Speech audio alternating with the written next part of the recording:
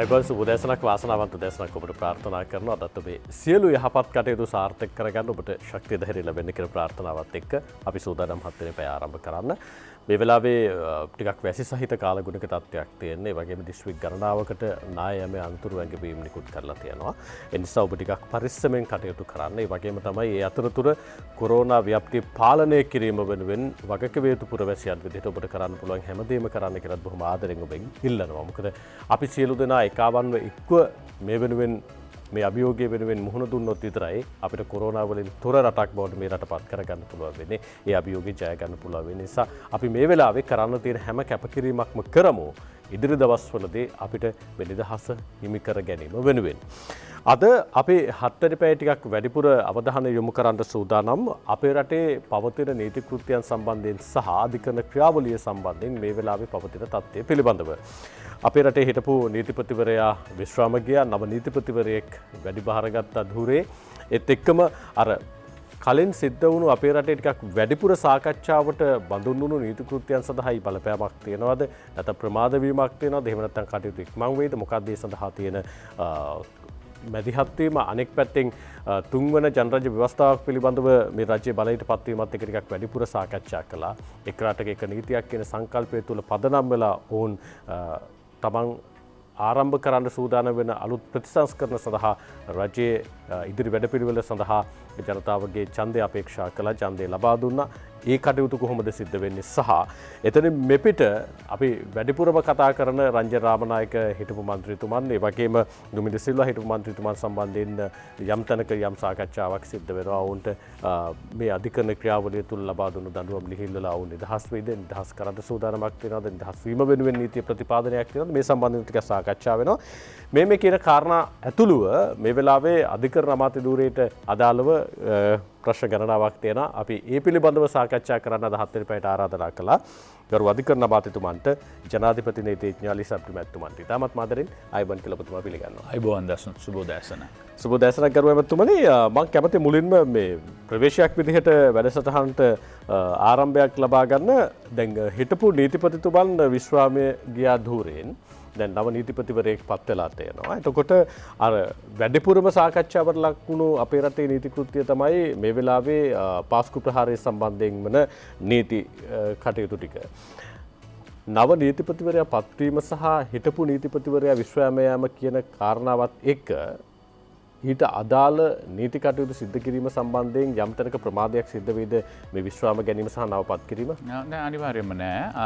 නීතිපතිතුමා කියන එක අපේ රටේ නීති අපරාධ නඩු විධාන සංග්‍රහයේම පිළිගත්ත නෛතික පුද්ගලයෙක්. නෛතික පුද්ගලයෙක් කියන එකෙන් අදහස් කරන්නේ පුද්ගලයෝ එනවා යන්න පුළුවන්. දීර්ඝකාලීනව ඒ ධූරයේ විදියටම පවතිනවා කියන එක. එතකොට අපි නීතිපතිතුමා හැටියට කටයුතු කරලා තියෙන හිටපු නීතිපතිතුමා හිටපු සොලිසිටර් ජෙනරාල්තුමා.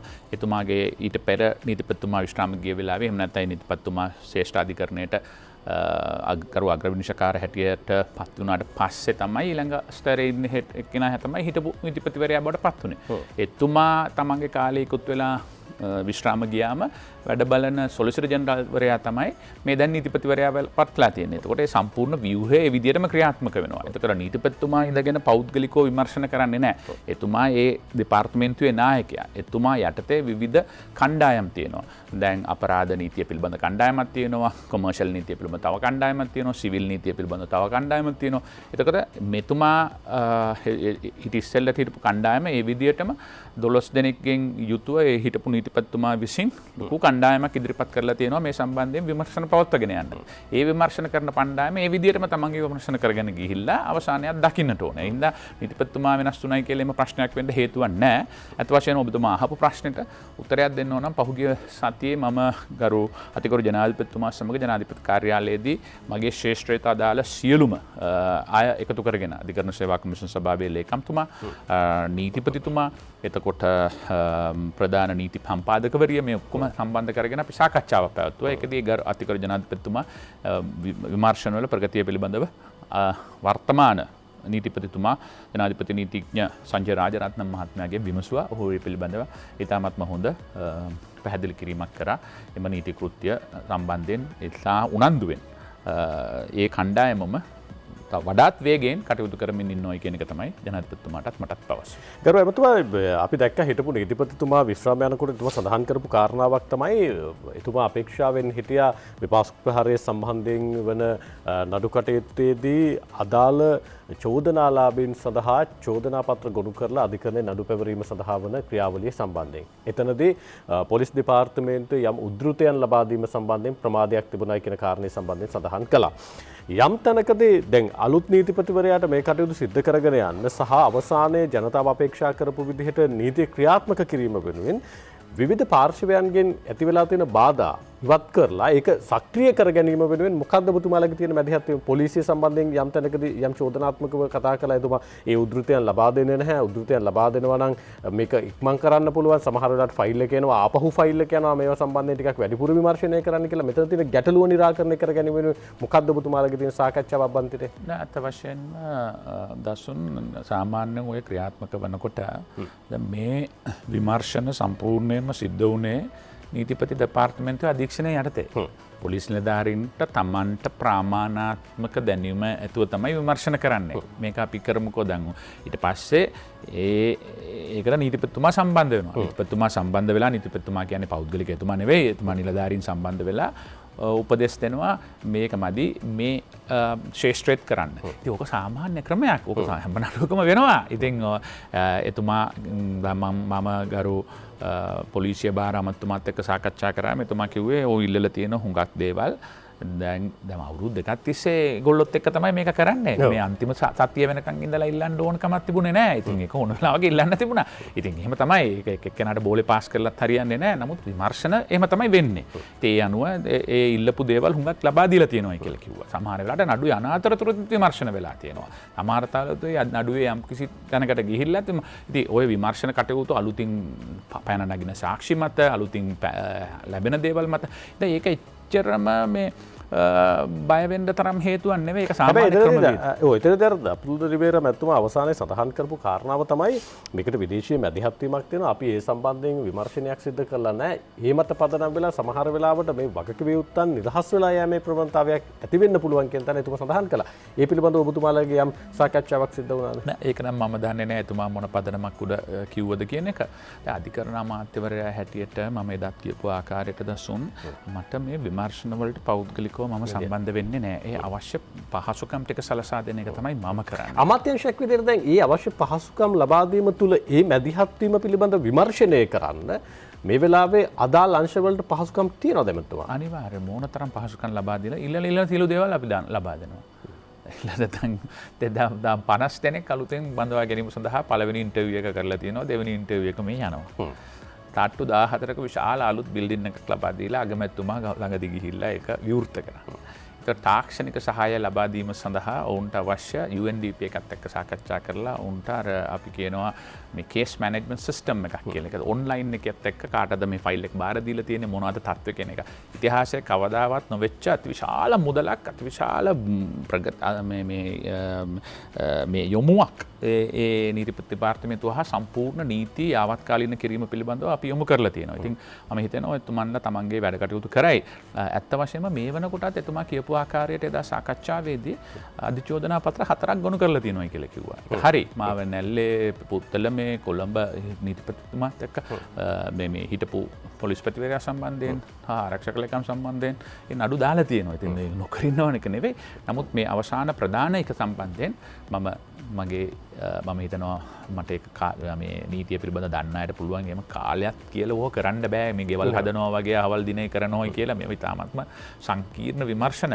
නමුත් නුදුරු අනාගතයේදී තා ඉක්මනින් මේකේ කවුරුවක්වත් කකුලෙන් අදින්නෙත් නැහැ නොකර ඉන්නෙත් නැහැ මුකුත් නැහැ. නමුත් මේ සංකීර්ණ විමර්ශන හින්දා යම් දේවල් කරලා අවසාන වශයෙන් මේක හදන්නට ඕන ඒ කණ්ඩායම ඔවුන් හදාගෙන යනකොට ඔවුන් හිතනවා මේක අරකට ගැලපෙන්නේ නැහැ අරක මේකට ගැලපෙන්නේ නැහැ. ඉතින් තව දුරටත් මේ පිළිබඳව හොයා බලන්න ඕනේ. එතකොට ඒ පිළිබඳව නැවත පොලිසියට දැනුම් සංකීර්ණ විමර්ශනයක එහෙම තමයි වෙන්නේ. ඉතින් ඒක අර නීති ශාස්ත්‍රයේ ඉන්නට නම් ඔකච්චර පුදුමයක් නෙවෙයි. නමුත් දැන් ඔබතුමා ඇත්තටම මේ අධිකරණයේ ජනාධිපති නීතිඥවරයෙක් ඔබතුමාගේ තියෙන වෘත්ති අත්දැකීමත් එක්ක අනික් පැත්තේ ඔබතුමාට තියෙන ප්‍රාමාණික දැනුමත් එක්ක මේ ප්‍රධාන නීති කෘත්‍ය සම්බන්ධයෙන් පාස්කු ප්‍රහාරය සම්බන්ධයෙන් වන ප්‍රධාන නීති කෘත්‍ය සම්බන්ධයෙන් අවසානයේ සියලු පාර්ශවයන් සඳහා චෝදනාව එල්ල වෙලා තියෙන සියලු පාර්ශවයන් සඳහා නීති කෘත්‍යයන් අවසන් කරලා අධිකරණය හමුවේ නඩු පැවරීම සඳහා වන කාර්ය දක්වා තව කොච්චර කාලයක් ගත වේද? ඒක මම කාලය හරියට කියන්නට බෑ. නමුත් ඉතාමත්ම ඉක්මනින් මම හිතනවා. ඒක මොකද මම නෙවෙයි නීති කෘත්‍ය දාන්නේ. ඒක ගරු නීතිපතිතුමා. නීතිපතිතුමා එක්ක සාකච්ඡා කරාම එතුමා දැනට තියෙන තත්ත්වයක් දැන් කරගෙන යන විමර්ශනවත් අවසාන අධ්‍යයනයට පැමිණ තියෙනවා කියන එක එතුමා කිව්වා. ඒ හින්දා ඒ අවසාන අධ්‍යයනයට පැමිණිලා දැන් මේක මේ ටාගට් එකක් දීලා හවල් දිනට කරන්න පුළුවන් කියලා කරන්න දෙයක් නෙවෙයි. නමුත් නිවැරදි අධිචෝදනා පත්‍රය දාන්නට ඕන. නැත්තම් ඕකෙන් රිංගල යන්න හැකියාවක් තියෙනවා. එහෙනම් මම උගක් මහන්සි වෙන්නේ. මට හිතෙනවා ඉතා ඉක්මනින්ම මම කාලයක් දෙන්න මම කැමති නෑ. නමුත් ඉතා ඉක්මනින්ම මොකද මම කරන දෙයක් නෙවෙයි. නමුත් නීතිපතිතුමා ගරු අතිගරු ජනාධිපතිතුමාට සහතිකයක් ලබා දුන්නා. ඉතා ඉක්මනින්ම කටයුතු සිදු වෙනවා. වේගයෙන් මේවා සිද්ධ වෙනවා. අවශ්‍ය අඩුපාඩු සම්බන්ධයෙන් සාකච්ඡා කරගෙන යනවායි කියන එක ඒ කණ්ඩායමම ඊටපු නීතිපතිතුමා පත් කරපු කණ්ඩායමම එහා කාර්යයෙන් කටයුතු කරනවායි කියන එක තමයි එතුමා ප්‍රකාශ කළේ. අපි ඉක්මනටම වෙලාව බලලෙමු. ගරු අධිකරණ ඇමතුමනේ යම් තැනකදී මේ විමර්ශන සිද්ධ කරගෙන යනකොට පවතින නීතිය සංශෝධන සිදු කිරීම සම්බන්ධයෙන් යම් තැන්වල සාකච්ඡා වුණා. සහ තියෙන ඉඩ ප්‍රස්තාවන් විවර කරලා දෙන්න විමර්ශන කණ්ඩායම සඳහා ඒ අවස්ථාව පුළුල් කරලා දීම සම්බන්ධයෙන් සාකච්ඡා කළා. ඒ පිළිබඳව මොකද්ද ඔබතුමාලගේ අවධානය? ඇත්ත වශයෙන්ම දැන් කැබිනට් මණ්ඩලයේදී සාකච්ඡා කරලා එකිනෙකාට ඉලක්කගත දේවල් ලබා දීලා තියෙනවා. පාස්කු ප්‍රහාරය සම්බන්ධයෙන් ජනාධිපති කොමිෂන් සභාවේ නිර්දේශත් ඊට පස්සේ ආරක්ෂක ආනුෂාංගික කමිටුව පාර්ලිමේන්තුවේ ඉදිරිපත් කරපු නිර්දේශත් තෝරා බේරාගෙන මොන විදියටද මේව ක්‍රියාත්මක කරන්න ඕනේ, කවුද මේක ක්‍රියාත්මක කරන්න ඕනේ, මොන කාලවකවානුවේද ක්‍රියාත්මක කරන්න ඕනේ කියන පිළිබඳව ඉලක්කගත වැඩපිළිවෙලක් අතිගරු ජනාධිපතිතුමාගේ කැබිනට් පත්‍රිකාවක් අනුව කටයුතු කරගෙන යනවා. විවිධ ශේෂ්ත්‍ර පිළිබඳව අධ්‍යයනය කරගෙන විවිධ ශේෂ්ත්‍ර සම්බන්ධයෙන් ඒ දෙපාර්තමේන්තුව හඳුනාගෙන මේ දේවල් සිදු කළ යුතුයි කියලා සාකච්ඡා කරගෙන ඒව සිද්ධ වෙගෙන යනවා. එසා ඒ සංශෝධන ඉදිරියේදී සිද්ධ වේ. අනිවාර්යයෙන්ම සිද්ධ. යම් තැනකදී දැන් රස පරීක්ෂා දෙපාර්තමේන්තුවේ ලැබෙන වාර්තාවන් සම්බන්ධයෙන් සහ වාර්තාවන් ප්‍රමාද වීම සම්බන්ධයෙන් සාකච්ඡාවක් ඇති වුණා.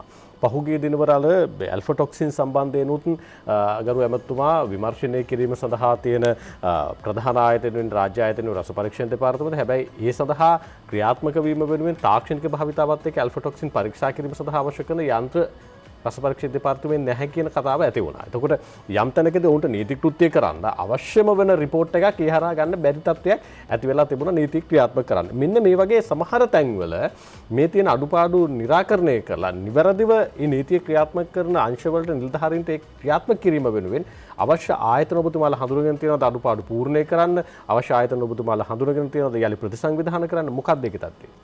අනිවාර්යයෙන්ම මේක අර ඉංග්‍රීසියෙන් කියන ongoing process එකක් කියලා. මොනවාදට අද යාවත්කාලින වුණාට හෙටට මේක යාවත්කාලින නෑ. ඉතින් මේක දිගින් දිගටම කරගෙන ඉන්න ඕන.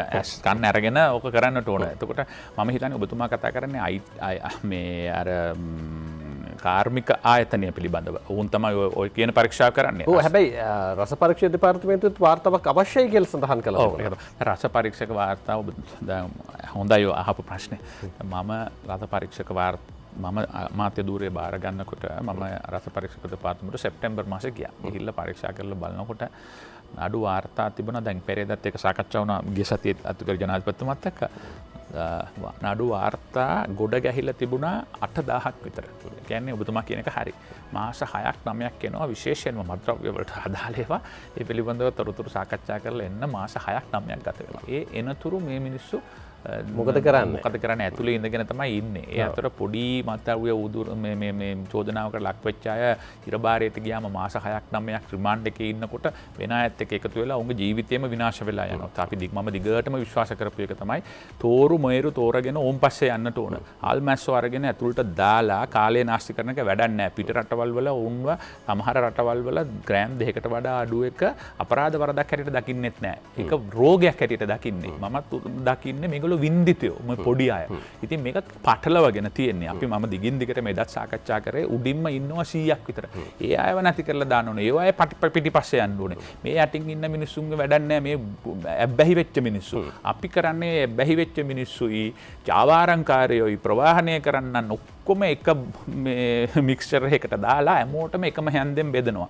හරිම හොඳ. එතකොට අර උඩින් අය හරි කැමතියි. මොකද ඒගොල්ලොන්ව තේරෙන්නේ හැමෝම එක හැන්දෙන් දාලා හින්දා. හින්දා මම කියන්නේ ඉලක්කගතව යටින් ඉන්න මිනිස්සු ටික තෝරගෙන ඔවුන් වින්දිතයෝ. ඔවුන් පරීක්ෂා කරන්න ඕනේ. ඔවුන්ව අපි කියනවා මේ රිහැබිලිටේෂන් කියලා පුනරුත්ථාපනය කරන්න ඕනේ. පුනරුත්ථාපන කඳවුරු වල. ඔවුන්ව හිරබාරයට යවල වැඩක් නැහැ. හැබැයි අර ලොක්කො ටික තෝරගෙන ඒ 100 දෙනාට අවශ්‍ය පියවර ගන්නට ඕන. එතකොට මම හිතනවා පිට රටින් එන සප්ලයි එක නවත්තන්න ඕන. ඇතුළ බෙදා හැරීම නවත්තන්න ඕන. එතකොට ඉබේම බඩු ටික නැති වෙනවා. නැති වුණාම මේ මිනිස්සු ටික යන්නට ඕන පුනරුත්ථාපනය සඳහා. එතකොට එක සැරයක් දෙසරයක් තුන් සැරයක් හතර සැරයක් පුනරුත්ථාපනය වෙලා ආවොත් යම් ප්‍රමාණයක් 100ක් නැති වෙනවා කියන එක නෙවෙයි අපිට යම් කිසි දෙයක් කරන්න ඕන. උදාහරණයක් ඇටියට මම කිව්ව දසුන් ඔබ ආපු ප්‍රශ්නේ හොඳයි. මම පාර කරන 8000ක් තිබුණා. මාස 6යි 9යි අතර කාලයක් යනවා. මම ඒකේ කාර්ය මණ්ඩලය ඒ ඉල්ලීම් කරලා තිබුණ කාලයක් සිද්ධ වෙලා තිබුණේ නැහැ. අපි පෞද්ගලිකව මැදිහත් වෙලා කාර්ය මණ්ඩලය දෙගුණයක් කළා. එතකොට අන්තර්ජාතික ඖෂධ මණ්ඩලයේත් ඔය සම්බන්ධයෙන් විශේෂඥයෝ ඉන්නවා. ඒගොල්ලෝ මෙතනට අනියුක්ත කරා. මේගොල්ලන්ට මේ කොරෝනා මැද්දේ මේව දෙකක් දුන්නා. වැඩමුර දෙකක් දුන්නා. 4යි කාලට 4ට ඉවර වෙලා 4යි කාලට අලුත් වැඩමුරයක් පටන් අරගන්න. ඒ වැඩමුර ඉන්න කාලය තුලද උන්ට කෑම ලබා දීලා උන්ට ට්‍රාන්ස්පෝර්ට් ලබා දුන්නා. උන්ට හොලිඩේ පේ එකකුත් ලබා දුන්නා. එතකොට මේ සියල්ල කරලා ජනවාරි මාසෙ වෙනකොට මේ සම්පූර්ණ මේ බෑක්ලොග් එකක් තිබුණා 8000. අපි බින්දුවට බැස්සුවා. දැන් මාසයක් යනකොට වාර්තාවය යනවා. ඉතින් ඒක විශාල බැරි කමක් නෑ මේවා කරන්න පුළුවන්. මාසයක් කියලා කියන්නේ සාමාන්‍ය රස පරීක්ෂක වාර්තාවක් යවන්න ජාත්‍යන්තරය තුල භාවිත වෙන නිශ්චිත කාලයක්ද? එහෙම නැත්නම් අපි තව මාසයක් ගන්නවා කියලා කියන එකත් වැඩිද?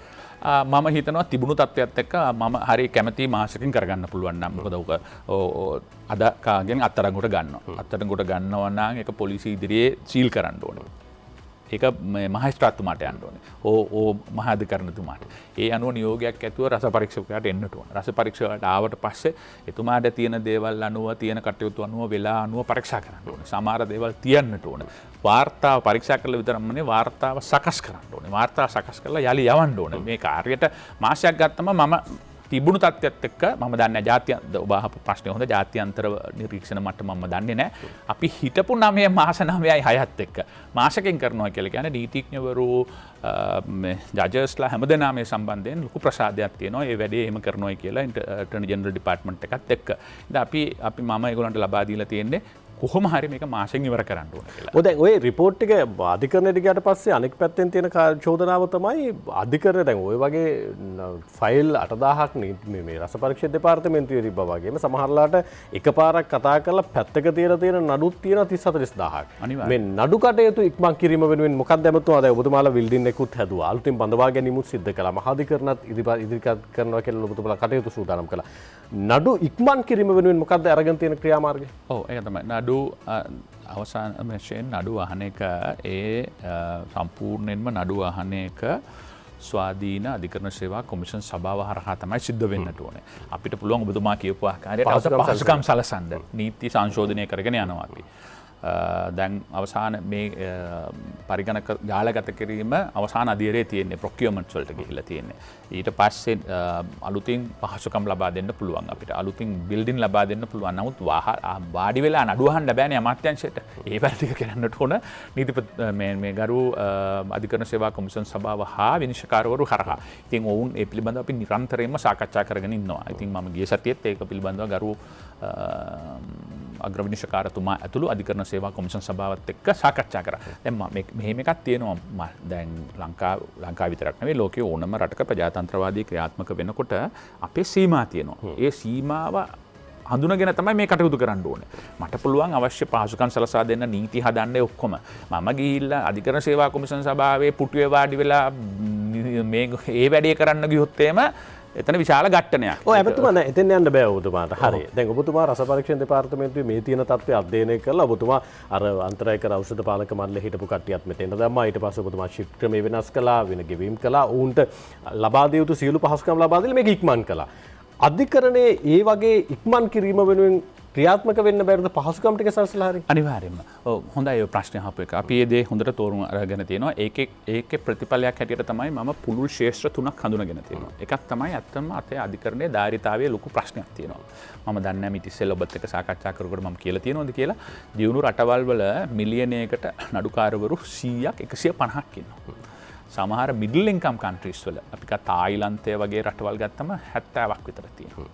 අපිට ඉන්නේ මිලියනයකට 15 දෙනයි. එතකොට ඇත්තටම දරා ගන්න බැරි නඩු ප්‍රමාණයක් ඔවුන්ගේ උසාවි වලට එනවා. එක ප්‍රශ්නයක්. ඊට පස්සේ අපි ඒක හඳුනගෙන තියෙනවා. ඒක ධාරිතාව වැඩි කරගෙන යනවා. මම හිතනවා මේ අවුරුද්ද ඉවර වෙනකොට තවත් අලුතින් විනිශ්චයකාරවරු 75ක් එකතු කරනවා. ලබන අවුරුද්දේ තවත් 50ක් විතර එකතු කරලා මගේ ඉලක්කය තමයි අපේ කාලේ ඉවර වෙනකොට, ඒ කියන්නේ මගේ කාලය අවුරුදු 3 හෝ 3මාර ඉවර වෙනකොට මේක හිටපුවා වගේ දෙගුණයකට යන්න මගේ ලොකු ඉලක්කයක් තියෙනවා. ඒක මම කතාවට විතරක් සීමා කරලා නැහැ. ඒකට වෙනම ටීම්ස් දාලා ඒක හඳුනගෙන තිනවා. කොහේද උසාවි හඳුන ගන්න, කොහේද නඩු වැඩියෙන් තියෙන්නේ, කොහේද අලුතින් මයිස්ත්‍රාත්වරු අවශ්‍ය, කොහේද අලුතින් උසාවි අවශ්‍ය, කොහෙද කියලා අපි පියවර 5කට කඩාගෙන තියෙනවා. දැන් සමහර වෙලාවට අමාරු උසාවි වල තියෙනවා ක්‍රිමිනල් නඩුවේ සිවිල් නඩුව එකට විසඳනවා. ඒකට ක්‍රිමිනල් නඩු ටික විතරක් අහනවා, සිවිල් නඩුව ඇහෙන්නේ නැහැ. ඒකට පළවෙනි අදියර හැටියට මේක දෙකට කඩලා සිවිල් නඩු වෙනමයි ක්‍රිමිනල් නඩු වෙනමයි අහන විදිහට ඒක වහාම ක්‍රියාත්මක වෙනවා. ගිය සතියේ සාකච්ඡා වුණාම ලබන සතිය වෙනකොට ඒක දැනටමත් ලිපිය ගිහිල්ලා තියෙනවා අධිකරණ කොමසම් සභාවට. එතුමන්ලා ඉතාමත්ම හොඳින් අපිත් එක්ක සේවය කරනවා අපේ සීමා තෝරගෙන. එතකොට ඊළඟට ඔබතුමා කියපු ආකාරයට අපි කොහෙන්ද අලුතින් උසාවි හඳුනන්නේ. ඉතින් හඳුනාගෙන ඒ කන්ස්ට්‍රක්ෂන් දැන් වේගයෙන් යනවා. එතකොට ඉහළ පෙළේ ඉන්න ආයෝජකයන්ගේ නඩු පිටරටත් එක්ක අපි තරඟ කරන්න එපා. ඒව වෙනම හඳුනාගෙන නීතියක්, අලුත් නීතියක් අපි ගේනවා. ඔබ කියපු ආකාරයෙන්. ඊට පස්සේ මේ සම්පූර්ණ එකම පරිගණක ජාලගත කිරීමට අපි උත්සාහයක් තියෙනවා. උදාහරණයක් ඇටියට රජයේ රස පරීක්ෂකවරයා අද හෙට නඩුවක් තියෙනවා නම් බැටික්ලෝ එකේ මඩකලපුවේ අද මේ ඔක්කොම වහලා එහෙට ගිහිල්ලා වාඩි වෙලා සාක්ෂි දීලා ඊළඟ දවසට මෙහෙට එනකොට එතුමාගේ වැඩ ටික ඔක්කොම ඉවරයි. අපි උත්සාහ කරන්නේ එතුමා තමන්ගේ කාර්යාලයෙම ඉඳගෙන ඔන්ලයින් හරහා නඩුවකට සාක්ෂි දුන්නා නම් එතුමාට ඉතිරි වැඩ ටිකත් ලස්සනට කරගන්න පුළුවන්. එතකොට පිටරට සාක්ෂිකාරයෙක් එන්න ඕන ඒකටම කියලා මෙහෙ ඇවිල්ලා නඩුව ගන්න බෑ කොරෝනා හරි මොනවා හරි ඉල්ල ආපසු යනවා වෙනුවට ඔන්ලයින් හරහා මේක කරන්න පුළුවන් නම් මේ සියලු ශ්‍රේෂ්ඨ හඳුනගෙන තියෙනවා. ඉතින් මේක අභියෝගාත්මකයි. ඔබ දන්නවා තියෙන සම්ප්‍රදායික ක්‍රම කඩාගෙන එළියට යනවා කියන්නේ ලේසි දෙයක් නෙවෙයි. නමුත් මම ඉතාමත්ම සන්තෝෂ වෙනවා පොදුවේ ලොකු එන්තූසියසම් එකක්, ලොකු උද්‍යෝගයක් මේ සම්බන්ධයෙන් තියෙනවා. අපේ අධිකරණයෙන් එක ලැබෙනවා, අධිකරණ කොමිෂන් සභාවෙන් එක ලැබෙනවා, නීතිඥවරුන්ගේ අති බහුතරයෙන් එක ලැබෙනවා. සමහර අය කැමති නැහැ නඩු අඩු වෙනවට. නමුත් පොදුවේ ලොකු කැමැත්තක් තියෙනවා. භාණ්ඩාගාරයෙන් ලොකු සපෝට් එකක් අපිට හම්බ වෙනවා. ඉල්ලන පහසුකම් හුඟක් දේවල් ලබා දීලා තියෙනවා. ඉතින් මේ ඔක්කොමත් එක්ක ඒ ඇරුණාම වැදගත්ම දේ. සමහර නීති තියෙනවා යල් පැන ගිහිල්ලා. ඒ නීති ඔක්කොම අපි යාවත්කාලීන කරගෙන උදාහරණයක් ඇටියට අපේ විවාහ නීතිය. විවාහ නීතිය ගත්තනම් ලෝකයේ ඕනම රටක විවාහ නීති තම සරල වෙලා තියෙනවා. ඒකද මිනිස්සුන්ට බලෙන් එකට ඉන්න කියලා කියන්න බෑනේ. ඊට පස්සේ මිනිමරුමකින් තමයි නවතින්නේ. එහෙම නැත්නම් ප්‍රශ්නකින් නවතින්නේ. ඩොමෙස්ටික් වයලන්ස් එකකින් ප්‍රචණ්ඩත්වයෙන් දරුවන්ගේ විනාශයෙන්. ඉතින් අපි මේක සරල කරන්න යනවා. ලංකාවේ දැන් මේ ඩිවෝර්ස්යක් ගන්නවා කියලා කියන්නේ ඉම්පොසිබල් එකක්. ඉතින් ඒවල් සරල කරලා අනිත් කරවල ඒ වගේ කමිටු 30ක් විතර දැන් ක්‍රියාත්මක වෙනවා. මම නිකන් ඇවිල්ලා මට ඕන දේ කරන්න බෑනේ. අපි මේ ශ්‍රේෂ්ඨ හඳුනගෙන තියෙනවා. පුළුල් වශයෙන් මම නීති ප්‍රතිසංස්කරණ සඳහා ශ්‍රේෂ්ඨ 3ක් හඳුනගෙන තියෙනවා. සිවිල් නීති ප්‍රතිසංස්කරණ, අපරාධ නීති ප්‍රතිසංස්කරණ, වාණිජ නීති ප්‍රතිසංස්කරණ. මේව තමයි ප්‍රධාන වශයෙන් තියෙන්නේ. ඒකට අපරාධ කියලා කියන්නේ ඔබ දන්නවා අපරාධට සම්බන්ධ ඒවා. සිවිල් නීතිය කියන එදිනෙදා මිනිස්සුන්ගේ ජීවිතයේ සිදුවෙන දේවල්, විවාහය, ගෙවල් නඩු අරෝමේව. වාණිජ්‍ය කියලා කියන්නේ බැංකු, ඉන්වෙස්ට්මන්ට් වගේ ඒවා වෙනම හඳුනාගෙන ඒ සම්බන්ධයෙන් වෙනම කමිටු දාලා ඒගොල්ලෝ අධ්‍යයනය කරගෙන නීති සංශෝධනය දැනටත් මම 10ක් 15ක් දාලා තියෙනවා. ඉදිරියේදී ඒ සියලු දේවල් සංශෝධනය වෙනවා. ඉතින් මේ සියල්ල එකට වෙනකොට ඒ කියන්නේ ධාරිතාව වැඩි කරලා අලුත් ආකල්පයකින් මේක කරගෙන ගිහිල්ලා මේ සඳහා මුදල් වියදම් කරලා නීතිය සංශෝධනය කරලා පරිගණක ක්‍රමවේදයක් හඳුනාගෙන දැම්මම මට හිතනවා තියෙන තත්ත්වයට වඩා ඉතා ඉහළට යයි. නමුත් ඒක ප්‍රශස්තද නැද්ද කියන එක අපි සාකච්ඡා කරමු තව දවසකට. ගරු ඇමතුම අනිත් කාරණාව තමයි දැන් අධිකරණවලට නඩු එන ප්‍රමාණයත් වැඩි. සමහර වෙලාවට පොලිසියේ බංකුවේ විසඳ ගන්න තියෙන ප්‍රශ්නේ නඩුවක් වෙලා උසාවියට යනවා. පිළිගත් ක්‍රමවේදයක් එක්ක ලෝකේ සමහර අධිකරණ ක්‍රියාවලින් තුල අපි දකිනවා ට්‍රැෆික් පොලිසියෙන් ගිහිල්ලා බයිසිකලයක් ඇල්ලුවත් ඔවුන් වෙන තැනක එක විසඳ ගන්නවා. අධිකරණයට ගිහිල්ලා මේක ගොඩ ගහන්න. එතකොට වින්සුරුවරයෙක්ට අර අත්‍යවශ්‍යම නඩුවකට පෙනී සිටින තියෙන කාල සීමාව නැති වෙලා යනවා. සමහර වෙලාවට පොලිසිය බංකුවේ විසඳ ගන්න තියෙන නඩු ටික අධිකරණයට යන්නේ නැතුව පොලිසියේම විසඳලා යම් දඩයක් තියෙනවා නම් දඩේ නිර්දේශ කරලා එතනින් එක විසඳ ගන්න. මේ තියෙන තත්ත්වය වෙනස් කරන්න සූදානමක් වෙන සාකච්ඡාවක් වෙලා තියෙනවද කරුවා? ඔව් සාකච්ඡා රාශියක් වෙලා තියෙනවා. ගිය සතියේත් මම සාකච්ඡාවක් කරා මේ ඔබ කියපු ආකාරයට අපි සිවිල් පැත්තෙන් විශාල වැඩ කොටසක් කරගෙන යනවා සමත මණ්ඩල හරහා. සමත මණ්ඩල හරහා දැනටමත් විශාල වැඩ කොටසක් කරලා තියෙනවා. ඉදිරියටත් ඒක කරන්න අපි ඒක පුළුල් කරන්න යනවා. ඒකේ වටිනාකම, ඒකේ ධාරිතාවය මම උන්ට ගෙවන මුදල කැබිනට් එක අනුමත කරා රුපියල් එක දැන් එක අවස්ථාවකට යනකොට 2012 දී මුළු සෙනසුරාදා දවසක් මුළු දවසම වියදම් කරන උන්ට දෙන්න රුපියල් 500යි. 3 wheel එකටත් මදි. මම ඒක ඉතින් ඊට අපිට පුළුවන් ප්‍රමාණයෙන් මම ඒක ඩබල් කරා. රුපියල් 1000ක් දක්වා වැඩි කරා. එතකොට ඔබ කියන ආකාරයට හැම දෙයකටම උසාවිය ගිහිල්ලා වැඩක් නැහැ. අපි හොඳට ට්‍රේන් කරලා මේ මිනිස්සුන්ට කියලා දුන්නා නම් නිකන් කාලය නාස්ති කරන්න එපා. මේ ඉවර වෙන දෙයක් නෙවෙයි. මේක අවසානයේ ලැබෙන්න ඕනේ මේකයි කියලා. ඒතර උත්සාවියට ලැබෙන ඔබ කිපිනා කරන පීඩනේ අඩු කරලා වැදගත් නඩු වලට කාලය වියදම් කරන එක ඉතාමත්ම වැදගත් දෙයක්. ඉතින් ඒක කරගෙන යනවා. ඉතින් එහා සමානවම මම පොලිසිය භාර ඇමතුමාටත් කතා කරා. ඔවුන් මම හිතනවා ට්‍රැෆික් සම්බන්ධයෙන් නඩු කටයුතු වලදී ඉදිරියේදී අර පිට රටවල් වල හා දියුණු රටවල් වල වගේ කටයුතු කරගෙන යනවා. මේ උසාවිය යන්නත් ඕනේ නැහැ. ඔන්ලයින්ම ක්‍රෙඩිට් කාඩ් එකකින්ම ගෙවන්න පුළුවන් දේවල් අපරාධමය වරදක් නොවන වරදක් වන හැම වරදක්ම අපරාධයක් නෙවෙයි. අපරාධ ගිහිල්ලා උසාවි දීලා ඇතුලේ දාන්න ඕනෙත් නැහැ. ඉතින් ඒවත් අඳුනාගෙන ඒ වරදිකාරයන්ට දඬුවම් කරන්න නඩුකාරතුමාගේ කාලය ඇති කරන්න ඊටු දේවල් ඔන්ලයින්ම ගෙවීම සඳහා ක්‍රමවේදයක් සකස් කරගෙන පොලිසිය ඒ භාර දෙපාර්තමේන්තුව හා පොලිසිය ඒ පිළිබඳව කටයුතු කරගෙන යනවා. ඔබ කියන ආකාරයට විවිධ ක්ෂේත්‍රවලදී විශාල ප්‍රයත්නයන් රාශියක් සිදු වෙමින් යනවා. ඒ ප්‍රතිඵල ඉදිරියේදී අත්විඳින්න පුළුවන් වේවි කියලායි ගරු ඇමතුමා සඳහන් කරන්නේ. අනෙක් වැදගත්ම කාරණාව රජයේ බලයට පත් වෙනකොට කිව්ව කාරණාවක් තමයි එක රටක එක නීතියක් කියන සංකල්පය මත පදනම්වලා තුන්වන ජනරජ ව්‍යවස්ථාවක් සම්බන්ධයෙන් සාකච්ඡාවක් ඇති වුණා. මේ පවතින තත්ත්වයත් එක්ක මේක යට ගිහිලා තියෙනවද? ඕන නිශ්චිතව සඳහන් කළා ඉක්මනටම මේ තුන්වන ජනරජ ව්‍යවස්ථාව අරගෙන එනවා කියලා ජනතාව ඉස්සරහට අනෙක් පැත්තෙන් පාර්ලිමේන්තුවට අරගෙන අවිල්ලා මේක සම්මත කරගන්නවා කියලා. සමහර වෙලාවට අපිට තියෙන අත්දැකීම් තමයි සමහර ආණ්ඩු පත් වෙලා ටිකක් අවුරුද්දක් දෙකක් යනකොට අර පත්විච්ච කාල සීමාව තිබ්බ උද්‍යෝගය නැහැ. 3/2 ඡන්ද ප්‍රතිශතයක් ලබාගත යුතු යම් සංශෝධනයන් වෙනුවෙන් 3/2 අවසානයේ පාර්ලිමේන්තුව ලබා ගන්න බැරි තත්වයකට පත් වෙනවා. ඇයි මේක ටිකක් කල් මරන්නේ? සමහරලාට තව අවුරුද්දක් දෙකක් ගියපුවාම 3/2 අරගෙන මේක සම්මත කරගන්න බැරි වෙයිද? මොකද්ද මේ වෙලාවේ තියෙන තත්ත්වය කියලා අපි සාකච්ඡා කරමු මේ විරාමයෙන් පස්සේ.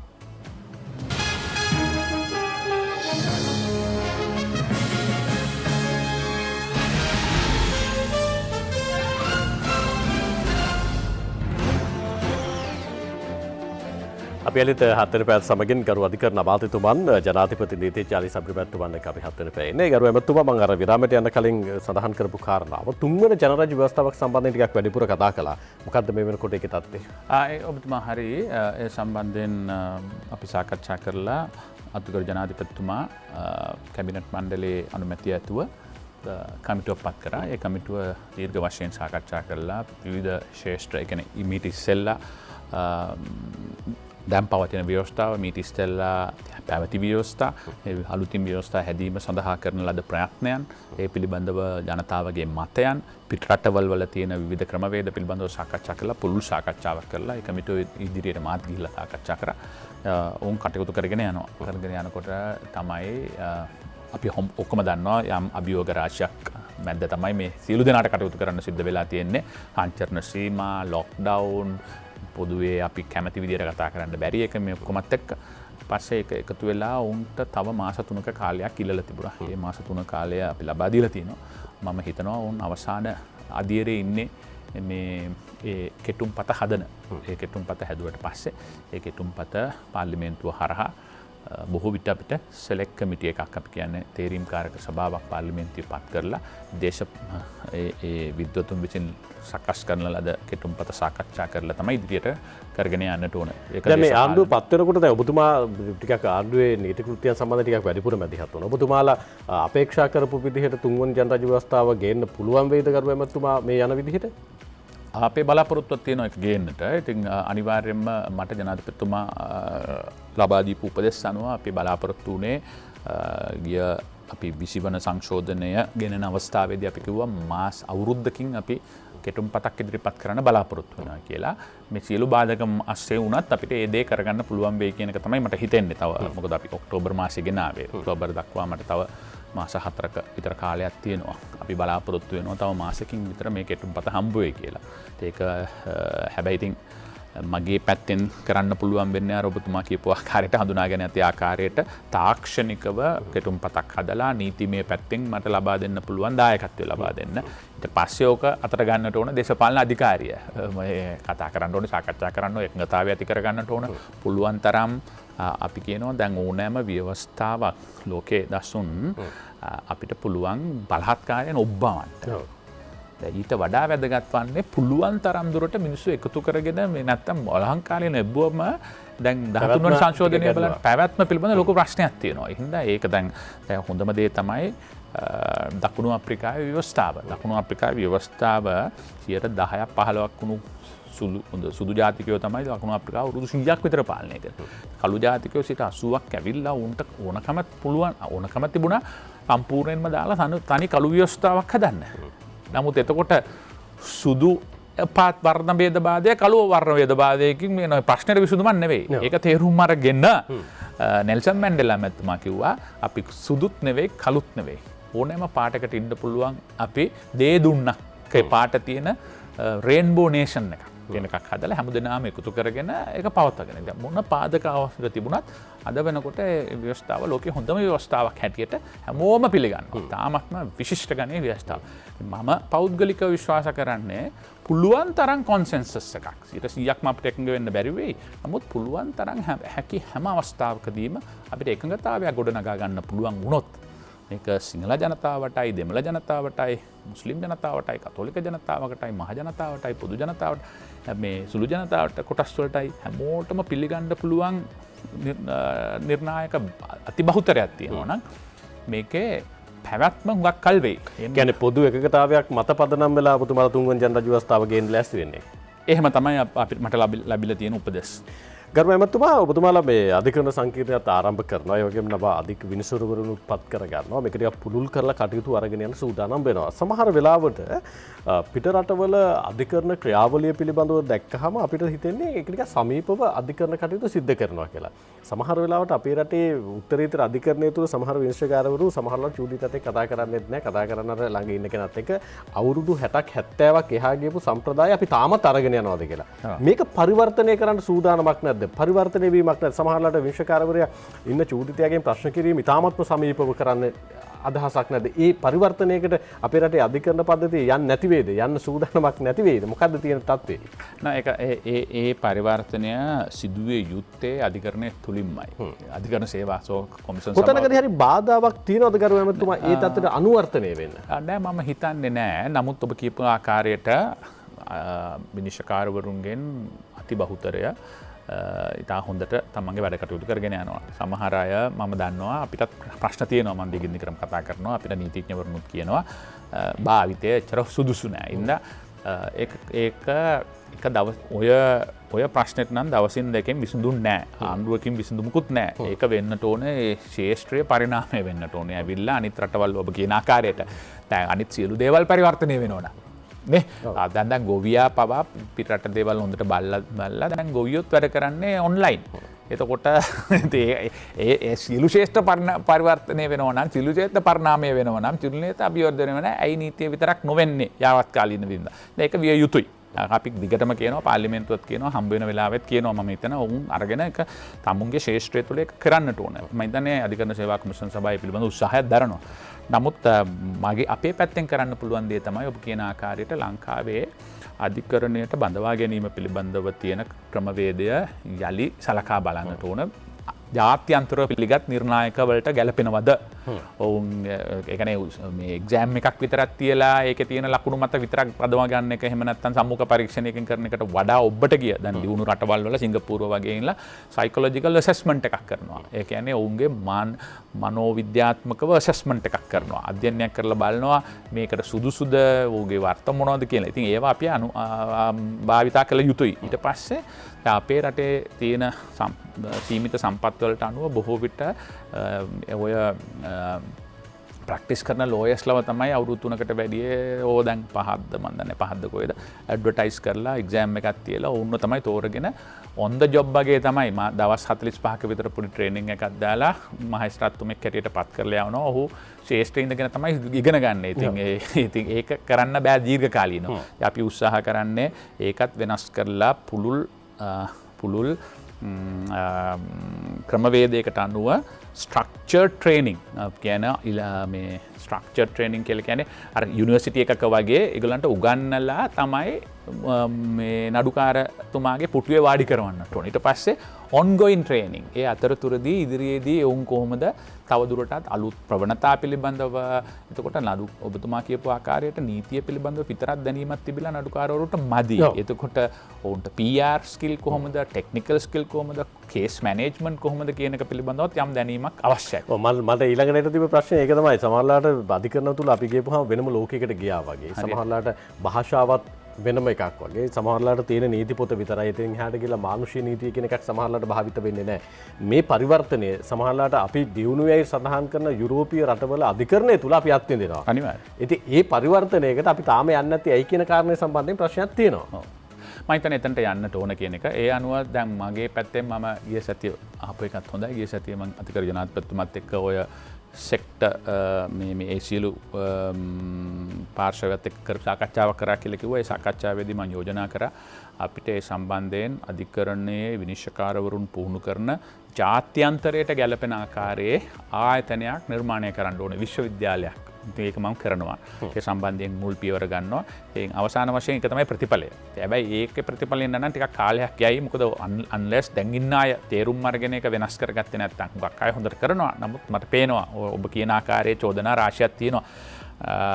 දැන් උදාහරණයක් ඇටියට අද 30000ක් ක්‍රෙඩිට් කාඩ් නඩුවකටයි බිලියනයක ඉල්ලීමකටයි තියෙන්නේ එක හා සමාන අවස්ථාවක්. ඉතින් මේ නඩුවත් යනවා මාස 6ක් කල්, අරකත් යනවා මාස 6ක් කල්. ඉතින් අපි උදාහරණයක් ඇටියට ස්මෝල් ක්ලේම් කෝට් සුළු හිමිකම් අධිකරණ කියලා එකක් පිහිටවනවා. ඒකෙන් බලන්නේ මේ පොඩි නඩු තියෙනවානේ. ක්‍රෙඩිට් කාඩ් නඩුවක්, මේ හයර් පර්චේස් නඩුවක්, බදු නඩුවක්. මේක සාක්ෂි අහලා හරස් ප්‍රශ්න අහලා කරන්න දෙයක් නෙවෙයිනේ. Taman නඩු මේ මුදල ගත්තද? මේ ගෙවීම් කරලා තියෙනවද? මෙච්චර ප්‍රමාණයක් දෙන්න තියෙනවද? ඉතින් ඕකට අරස් ප්‍රශ්න අහලා කල් දදා අවශ්‍ය නැහැ. ඉතින් අනිත් රටවල් වල තියෙන ක්‍රමවේදය ලංකාවට අපි හඳුන්වලා දෙන්න ඕන. ඉතින් සමහර වෙලාවට කවුරු විරුද්ධ වුණත් ඒ දේ වෙන්න ඕන. යම් කිසි සංවර්ධනයක් වෙන්නට ඕන. ඉතින් මම හිතනවා ඒව වෙයි ඉදිරියට. ඒ වෙනකොට මම හිතනවා පූර්ණ කාලීනව ඔය හොඳ ස්ට්‍රක්චර් ට්‍රේනින් එකක් එක්ක හොඳ මේ වෙනස සිද්ධ වෙයි කියලා අපි බලාපොරොත්තු වෙනවා. ගරු ඇමතුමා දැන් ඔබතුමාලා මේ පරිවර්තනය සිද්ධ කරගෙන යන ගමන් අනෙක් පැත්තේ පොදු මහ ජනතාව සමහර වෙලාවට නීති කෘත්‍යයන් සඳහා එකතු වෙන්නේ, බද්ධ වෙන්නේ, සමහරලාට ඔවුන් නීති කෘත්‍යයකට සම්බන්ධ වෙලා කියලා දන්නේ, සමහරලාට අධිකරණ ක්‍රියාවලිය ගත්තට පස්සේ ඊට කලින් නීතිය සම්බන්ධයෙන් පොදු මහ ජනතාව දැනුවත් කිරීම වෙනුවෙන් අනෙක් පැත්තෙන් පාසල් පද්ධතිය තුළ ඉඳන් දරුවා නීතියට අනුගත කිරීම සහ නීතිය පිළිබඳ දැනුවත් කිරීම සම්බන්ධයෙන් යම් සාධනීය වැඩපිළිවෙලක් වෙනුවෙන් ඔබතුමාලගේ සූදානමක් තියෙනවද? ඔව් තියෙනවා අනිවාර්යයෙන්ම. දැන් අඩුම ගානේ විෂය මාලාවලට එකතු කිරීම? ඔව් ඔබ දකින්න ඇති මම මාස 3කට ඉස්සෙල්ලා මම ගරු අධ්‍යාපන අමාත්‍ය මහාචාර්ය ජී.එල්. පීරිස් මහතුමත් එක්ක එකතු වෙලා අපි දෙදෙනා පාර්ලිමේන්තුවේ විශේෂ තේරීම්කාරක සභාවක් පත් කරා. පත් කරලා ඒ පාර්ලිමේන්තුවේ අපිට තියෙනවානේ අපේ පාර්ලිමේන්තුව හරියට යූස් කරලා නැහැ. ඉතින් වෙනම කණ්ඩායමක් එකතු කරලා ඔවුන් මේ පිළිබඳව අධ්‍යයනය කරගෙන යනවා. අපි බලාපොරොත්තු වෙන්නේ ලබන අවුරුද්ද වෙනකොට විෂය නිර්දේශයට නීතිය එක විෂයක් හැටියට පත් කරන්න. වැඩ පටන් අරගෙන යන්නේ. මම දන්නේ නැහැ ප්‍රෝග්‍රස් එක මොකක්ද කියලා. නමුත් අපි හම්බ වෙලා වෙනම පත් කරලා ඉලක්කයකුත් ලබා දීලා ටෙක්නිකල් ටීම් එකකුත් දුන්නා. ඒ හින්දා මේ අපි බලාපොරොත්තු ඉක්මනට මේක හඳුනගන්න. අපි හඳුනගෙන තියෙනවා ඕක අවශ්‍ය පරිවර්තනයක් ඉක්මනට සිදු විය යුතුයි කියන එක. ඒ කියන්නේ ලබන අවුරුද්ද වෙනකොට යම් තැනකදී විෂය නිර්දේශ තුල දරුවන්ට මේ පිළිබඳව සාකච්ඡාවක් වෙයි. 2020 ඔව් අපි මගේ බලාපොරොත්තු 2022 බැරිම වුණොත් 23ට හරි ඉදිරිපත් කිරීමේ ලොකු බලාපොරොත්තුවක් මගේ සහ මහාචාර්ය ජී.එල්. පීරිස් මැතිතුමා දෙන්නම එකතු වෙලා අපි පාර්ලිමේන්තුවේ තේරුම්කාර සමරක් ඇඳවලා විශේෂඥ කමිටුවක් පත් කරලා ඔවුන් අධ්‍යයනය කරගෙන යනවා. ඒකේ ප්‍රගතිය පිළිබඳව මම ළඟදී සොයලා බැලුවේ නෑ. නමුත් ඒක ක්‍රියාත්මක වෙනවා. ගරු ඇමතුමා එතන මෙහාට එමු. අපි මෑත කාලීනව මේ නීතිය සම්බන්ධයෙන් කතා කරපු එක් සිද්ධියක් තමයි මේ එක්ස්ප්‍රස් පර්ල් නෞකාව සම්බන්ධයෙන් තත්ත්වය. රටේ පවතින නීතිය අනුව මේ වෙලාවේ අපේ රටේ පරිසර පද්ධතියට සහ සමහරලාට ඒ ඇති වුණු තත්ත්වය සමහන් කිරීම වෙනුවෙන් ලංකාවේ මැදිහත් වීම තුළ වුණු වියපැහැදම් යලි අයකර ගැනීම සම්බන්ධයෙන් නීති කෘත්‍යයන් සිද්ධ කරන්න පුළුවන් වේද කියන කාරණය සම්බන්ධයෙන් ගරු ඇමතුමා සාකච්ඡා වුණා. ඊට කලින් නිව් ඩයමන්ඩ් නෞකාව සම්බන්ධයෙන් ඇති වෙලා තිබෙන තත්ත්වයේ අදාළ වන්දි මුදල් රටට ලබා ගන්න පුළුවන් වුණාද කියන කාරණය සම්බන්ධයෙන් ප්‍රශ්නාර්ථයක් තිබුණා. මොකක්ද මේ තත්ත්වය කියන කාරණය සම්බන්ධයෙන් අපි කතා කරමු. ඉක්මනට වෙලා බලලා ඉන්න. අපි අලිත හත්තර පැත් සමගින් ගරු අධිකරණ අමාත්‍යතුමන් ජනාධිපති නීති චාලිස් අබිමැතිතුමන් එක්ක අපි ඉන්නේ. ගරු ඇමතුමා මේ වෙලාවේ එක්ස්ප්‍රස් පර්ල් නෞකාව සම්බන්ධයෙන් ඇති වෙලා තියෙන තත්ත්වයේදී ලංකාවට අය කරගත යුතු මුදල් අය කර ගැනීම වෙනුවෙන් නීති කෘත්‍යයන් ක්‍රියාත්මක කිරීමේ මේ වෙනකොට තත්ත්වය මොකද්ද? ඇත වශයෙන්ම වැදගත් ප්‍රශ්නයක් මේක අපි කවදාවත් නොදැක්ක මේ අවුරුද්දේ ලෝකයේ වෙච්ච දරුණුම නෞකා හානිය කියලා තමයි අපිට පේන්නේ.